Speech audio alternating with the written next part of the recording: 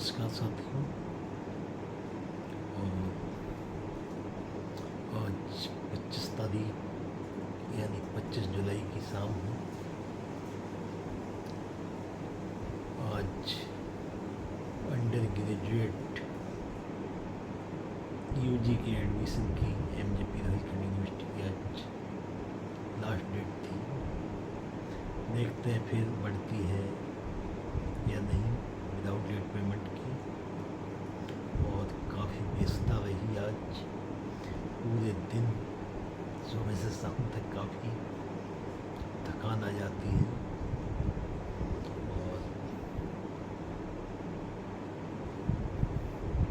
कार्य लगे रहते हैं, ऐसे वो भी सब देखने पड़ते हैं।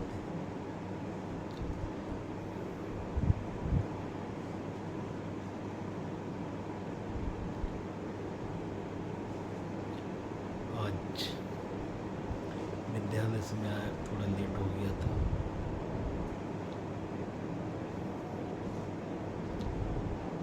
ग्यारह आया तो मेरा यश मुझसे कह रहा था, पापा आज बहुत लेट हो गए।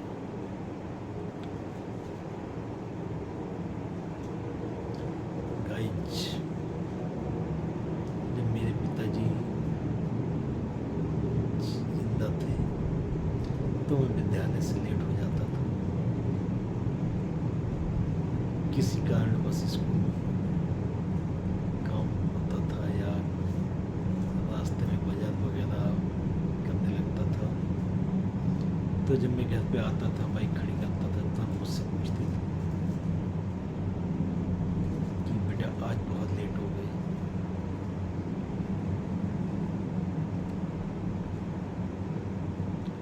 तो मैं उनसे कहता था, पापा कुछ काम था, इस वजह से आज मैं लेट हो गया। लेकिन आज जब मैं घर में घुसता हूँ, चाहे मैं कितना भी लेट हो जाता हूँ या कुछ भी,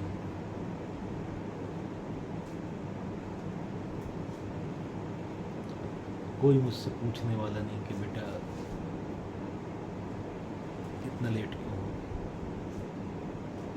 घर में घुसते ही बरामदे में पिताजी की तस्वीर टंगी हुई है, उस पर फूलों की माला चढ़ी हुई है। आते ही घर में घुसते ही जब उस तस्वीर की तरफ नजर जाती है मेरी, तो एक बार के लिए मैं बड़ा मायूस हो जाता हूँ, एकदम दिल में धक्का लगता है।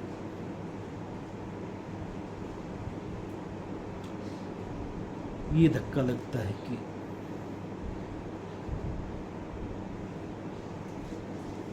कि मैं जब विद्यालय से आता था तो एक पापा थे, वो मुझसे पूछते थे, आज बरामदे में वो चारपाई पड़ी होती है, जिस चारपाई पे वो लेटा करते थे, उस चारपाई की तरफ देखता हूँ, घर में बूढ़ी माँ को देखता हूँ, दिल में एक आघात सा मुझे लगता है।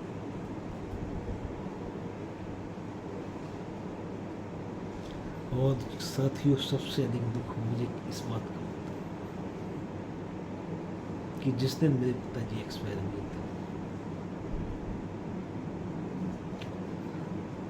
मेरे साथ ही वो घर से निकल के गए थे दवाई लेने, मेरी बाइक पर बैठ के पूरी रास्ता भर मुझसे बात करते गए। मैंने बहन के घर उन्हें छोड़ दिया। छोड़ने के बाद मैं विद्यालय चला गया। 25 अगस्त 2024 का दिन था, 2023 का दिन था। 1 बजे उन्हें अचानक हार्ट अटैक पड़ गया बहन के घर। जब बहनोई ने मुझे सूचना दी, मैं गया, मैंने देखा, मेरे पैरों तले से जमीन खिसक गई। आज तक मुझे हमेशा यही बात महसूस होती कि मैं उन्हें घर से अच्छा खासा ले गया, और जब घर वापस हुआ तो डेड बॉडी लेकर वापस हुआ। दोस्तों, इसी वजह से मुझे एक अचानक बहुत बड़ा आघात सा पैदा महसूस होता है। दिल को समझाता हूँ, हर समय कार्य में व्यस्त रहता हूँ, फिर भी जब भी उनकी यादें आती हैं तो मुझे मेरी आंखें नम हो जाती हैं। इस महीने के बाद अगस्त का महीना आ रहा है। ये अगस्त का महीना आने से पहले ही दिल में ना जाने कितनी बातें मेरे दिलो जहान में चलती रहती है, कभी यादें बनकर, कभी मायूस हो जाता। लेकिन जिंदगी का ये कड़वा सच है, जो इस दुनिया में आया है उसे एक न एक दिन तक जाना तो है, चाहे वो कोई भी। लेकिन अपने खोने का दर्द, अपनों को खोने का दर्द बहुत होता है, चाहे वो किसी की भी।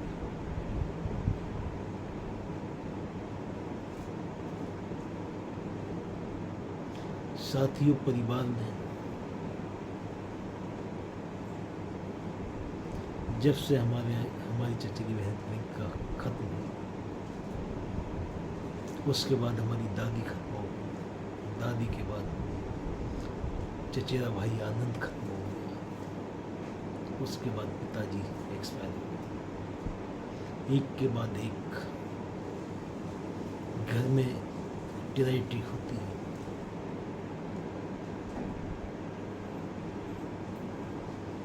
बहुत दिल को संभाला, आज भी जब भी इन सब की यादें आती तो आंखें नम हो जाती। दोस्तों, यही जिंदगी है।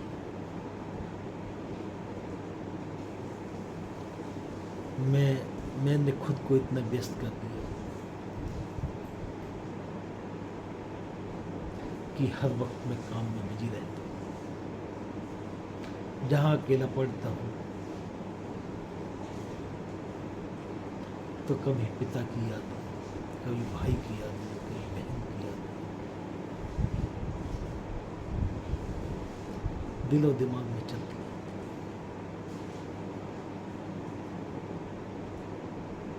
इन सब यादों को दूर कर थोड़ी देर गमगीन हो जाता हूँ, तो उसके बाद फिर अपने कार्यों में लग जाता हूँ। इसलिए साथियों, इसी का नाम जिंदगी है। जिंदगी में ना जाने कितने उतार चढ़ाव आते रहते हैं, आखिर इन सभी से जूझना हमें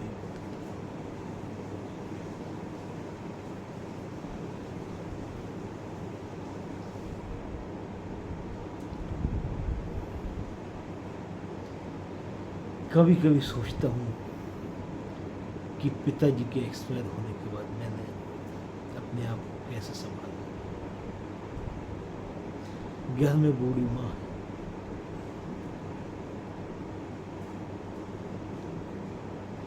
ज़्यादा दुखी होता हूँ तो वो भी दिल को समझा देती है।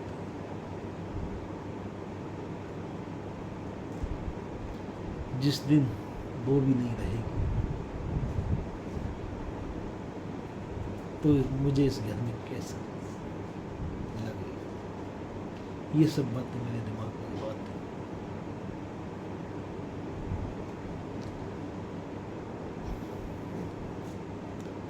तो अपने आप को समझाना बड़ा मुश्किल हो जाता है। इसीलिए दोस्तों, बहुत से मेरे मिलने जुलने वाले संग साथी, फेसबुक मित्र, जिनके भी माँ बाप बूढ़े हैं, बुजुर्ग हैं, अपने माँ बाप की सेवा करिए, अपने माँ बाप को बुढ़ापे में कोई दुख न पहुंचने दें।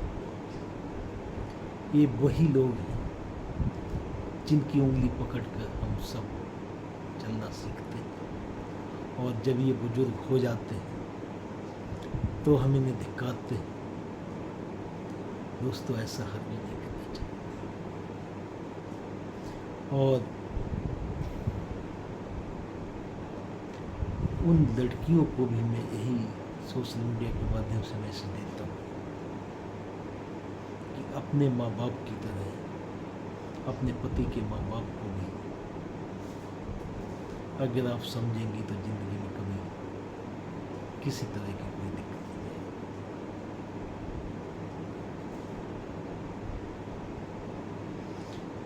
है। दोस्तों,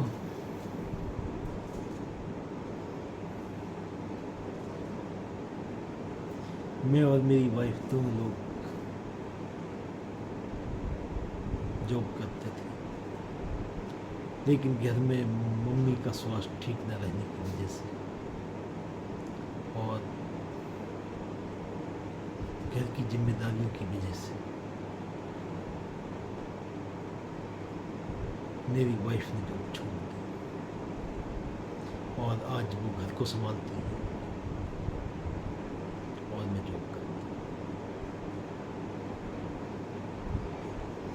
घर पे छोटी छोटी क्लासों के बच्चे हैं,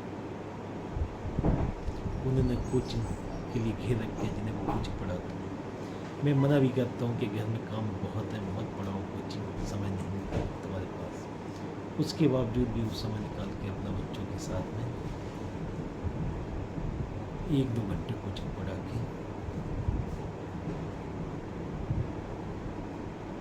मैंने तो हमेशा उनसे मना किया है कि रहने दो, मत पढ़ाओ, लेकिन वो कहती कम से कम अगर बच्चे आ जाते हैं हम घर में पढ़ा देते तो कुछ ना कुछ मिल ही जाता। तो साथियों, घर पर भी वो कम से कम 10,000 रुपये पर मंथ की कोचिंग पढ़ा देते हैं।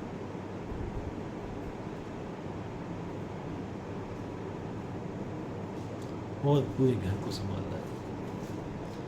मेरी बूढ़ी माँ है जिनका वो बहुत ध्यान रखती है।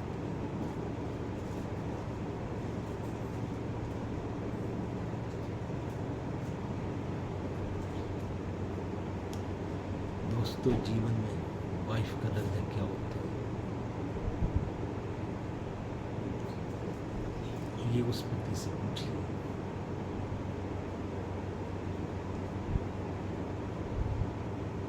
जिसके बिना कहे वो सभी काम होते हैं घर में जो वो चाहते हैं।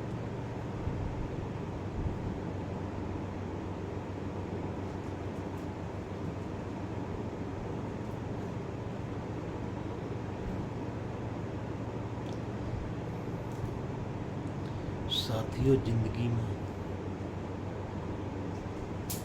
कभी माँ बाप का दिल नहीं दुखाना चाहिए। माँ बाप भी वो होते हैं जो हमें सही और गलत का ज्ञान कराते हैं। हर दुख उठाते हैं, लेकिन औलाद को कभी भी ये नहीं बताते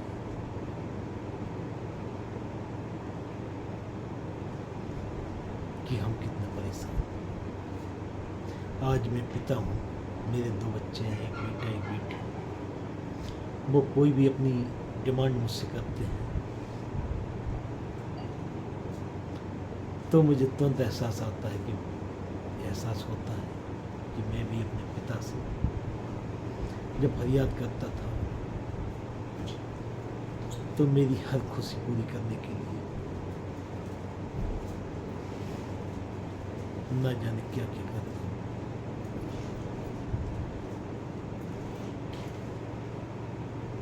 वो पल मुझे आज भी याद है कि उन्हें स्कूल से सैलरी मिली थी और मैं बेंगलोर एक कंपनी में रेक्सन टेक्नोलॉजी कंपनी सॉफ्टवेयर कंपनी थी, उसमें इंटरव्यू देने जा रहा था। जो भी सैलरी उन्हें मिली थी उन्होंने पूरी सैलरी मेरे हाथ पर और मुझसे बोले जा बेटा तुम इंटरव्यू दे। मैं घर से चला तो गया, लेकिन मेरे दिमाग में यही मैसेज चलता रहा कि पूरी तनख्वाह तो उन्होंने मुझे दे दी किस तरह से घर को मैनेज करेंगे 1 महीने।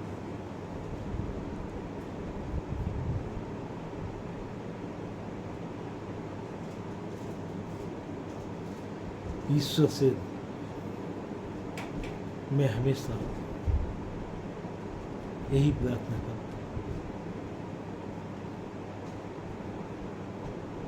कि मुझे सद्बुद्धि दे, मैं सही रास्तों पे हमेशा चलता रहूँ,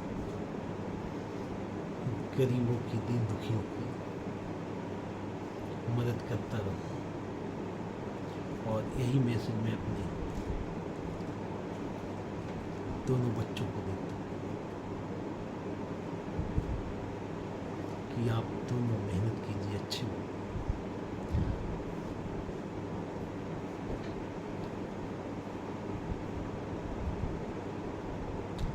साथियों, जिंदगी में बहुत उतार चढ़ाव आते हैं, इंसान को ना जाने किस किस मोड़ से गुजरना पड़ता है।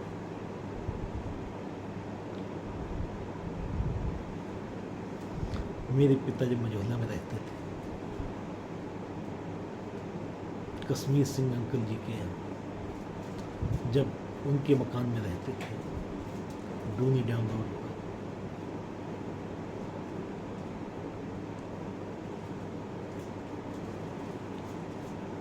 तो मुझे वो भी दिन याद है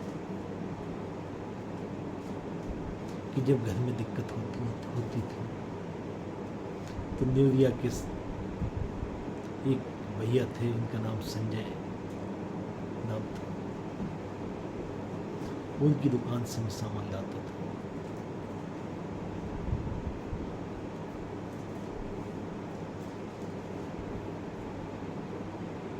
तो मुझे सब वो अपने संघर्ष की कहानी याद है कि मैंने सबसे ज़्यादा समय अपने पिता के साथ बिताया, तो उनकी हर समस्याओं से मैं रूबरू हूँ।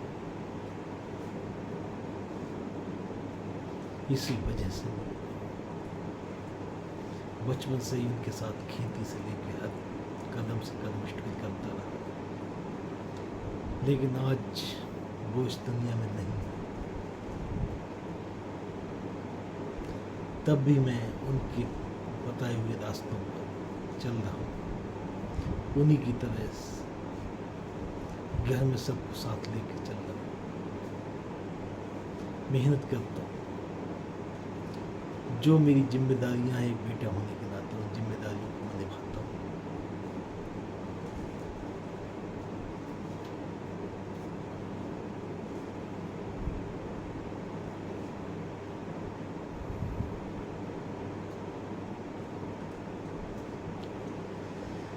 जिंदगी में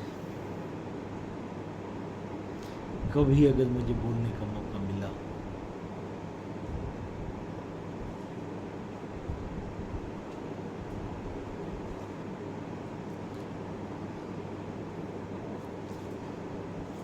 तो जो दर्द मैंने अपने पिता के साथ एक छोटे से कमरे में रख कर जिए,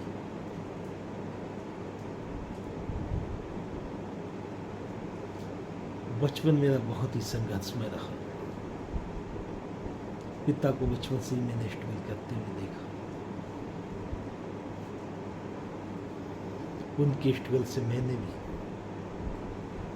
हमेशा स्ट्रगल किया और आज तक करता हूँ। चाहे वो विद्यालय हो, चाहे मेरी खेती हो, चाहे मेरा घर हो, हर कार्य को अपने मन से करता हूँ।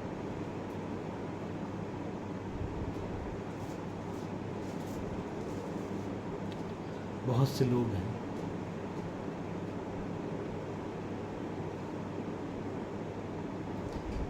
टीका टिप्पणी करते हैं, एक दूसरे पर छींटा कसी करते हैं।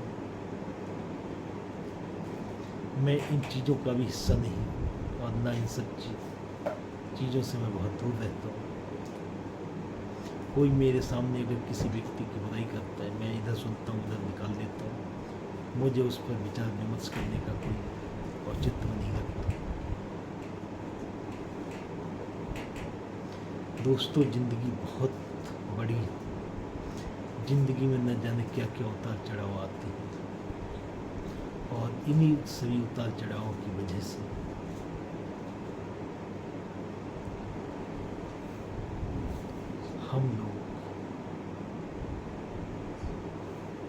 कभी कभी हिम्मत हारता हूँ।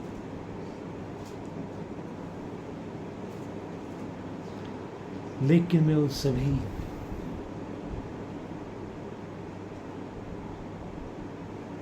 भाइयों से यही कहना चाहता हूँ, जिंदगी एक चुनौती है, इसे आप स्वीकार करें और आगे बढ़ते हैं।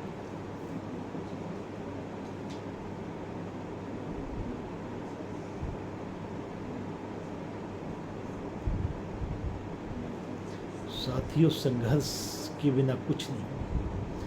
जिसने संघर्ष किया है उसने इतिहास रचा।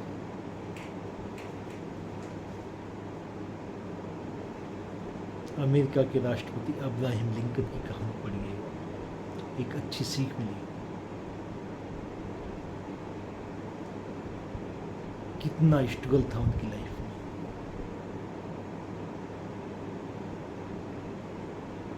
दूर क्यों जाते हो? अपने देश के प्रधानमंत्री रेस्पेक्टेड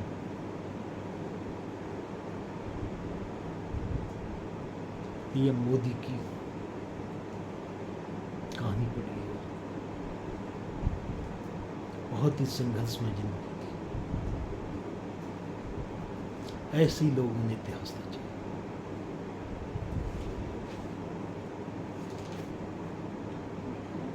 चुनौतियां तो हैं, लेकिन उन्हें स्वीकार कीजिए और आप इसी तरह आगे बढ़ते रहिए। चुनौतियों को स्वीकार नहीं करेंगे तो हिम्मत हारते रहेंगे।